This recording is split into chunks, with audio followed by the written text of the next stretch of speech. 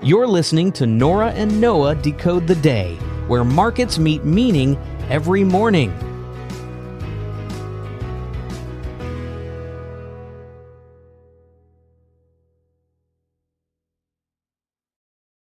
Welcome back to the Deep Dive. Great to be here. So today we're digging into President Trump's tariffs and specifically how they're playing out in Texas manufacturing. Yeah, we've got this Dallas Fed report, some direct quotes from manufacturers on the ground, and comments from Treasury Secretary Scott Bessent, too. Right. And the idea is really to understand, what are the immediate impacts? What are businesses dealing with right now? And what does the uncertainty look like moving forward? Things that could eventually, affect all of us. Absolutely. And that Dallas Fed report, it paints a pretty stark picture right off the bat. The main gauge for business activity, it's hit the lowest point since May 2020. Wow, May 2020. So deep pandemic times, that's a serious dip. It really is a significant contraction. It tells you these tariffs aren't just background noise, they're having a measurable impact. And it's not just the numbers, is it? The feeling on the ground, the sentiment? No, exactly. Company outlooks are also at a post-pandemic low. And the language being used, the report quotes executives talking about chaos and insanity. Chaos and insanity. That's a pretty strong language. Gives you a real sense of the disruption. Definitely. And you see how that translates into operational problems. I mentioned frazzled supply lines. Frazzled supply lines. Yeah. So getting parts and materials is becoming a headache. A big one. It makes forecasting, planning for the future incredibly difficult. If you don't know when your components will arrive or what they'll cost, how do you plan production? Yeah, impossible. And that cost aspect seems key. The report's indexes for prices, raw materials, finished goods, they're way up. Well above average, yeah.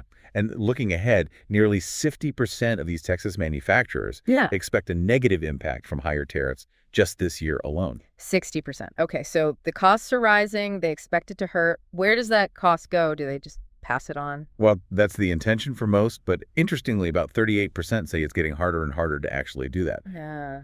So there's a limit? Maybe customers are pushing back? It suggests that, or maybe there's just not enough demand elasticity. And you have to remember, overall, U.S. prices are up, over 20% in the last 4 years? Right. So you wonder how much more consumers can actually absorb before they just stop buying. Exactly. Consumer fatigue could be a real factor here. Are we seeing this hit specific sectors yet? Yeah. The report gives examples. The printing industry, for instance, just passing vendor, increases straight to customers. Food manufacturing tariffs and just the uncertainty are disrupting supply and making them hesitant about capital spending. Holding back on investment. Right. And electronics manufacturing. Some tough stories there. Refused shipments because the customer couldn't afford the added tariff cost. And that obviously raises worries about jobs. Yeah, if goods aren't moving, what about companies that aren't even using imported parts? Are they okay? Well, what's interesting is even firms using mostly domestic inputs say they're feeling the pinch. Reduced overall demand. If their customers are slowing down because of their own cost pressures or supply issues, it ripples back.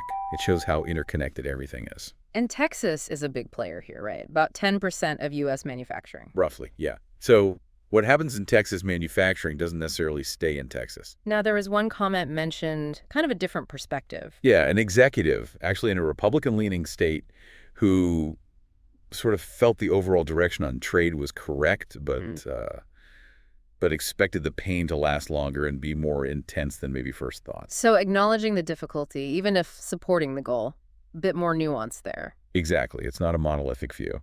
Okay, let's shift to the Treasury Secretary, Scott Bessent. What's the view from D.C.? Well, he mentioned ongoing contact with China, but kind of put the ball in Beijing's court for de-escalation. He pointed to the trade imbalance, that 5-to-1 ratio, U.S. importing 5 times more than it exports to China. And he called the current setup unsustainable. He did, which is quite a statement. He did note, though, that China exempting some goods might be a signal, maybe an olive branch of sorts. But he also mentioned an escalation ladder, even the word embargo. Yeah, that definitely raises the stakes. An embargo is, a complete trade ban. So while there might be signals of easing, the potential for things to get much worse is clearly on the table, too. Creates a lot of uncertainty. Seems the strategy might also involve looking elsewhere. building other trade relationships. That seems to be part of it. He mentioned a focus on deals with, I think, 15 to 17 other countries, possibly starting with India. Okay. And recent talks with China weren't even about trade directly. Apparently focus more on financial stability, which is interesting. Maybe trying to compartmentalize issues or perhaps just dealing with the most pressing financial risks first. So wrapping this up, the main takeaway seems to be that these tariffs right now are causing real disruption in Texas. Negative sentiment, rising costs. Yeah, significant headwinds for manufacturers. And real concerns about the future economic impact, even if there are different views on the long-term strategy behind it all. So thinking about that and seeing these pretty clear challenges in a major manufacturing state like Texas, it makes you wonder, doesn't it? How might these localized issues be a preview, maybe, of broader shifts across the whole U.S. economy if these tariff policies stick around or even escalate? That's the big question, isn't it? Something to definitely keep an eye on. Indeed. Thanks for joining us for this deep dive.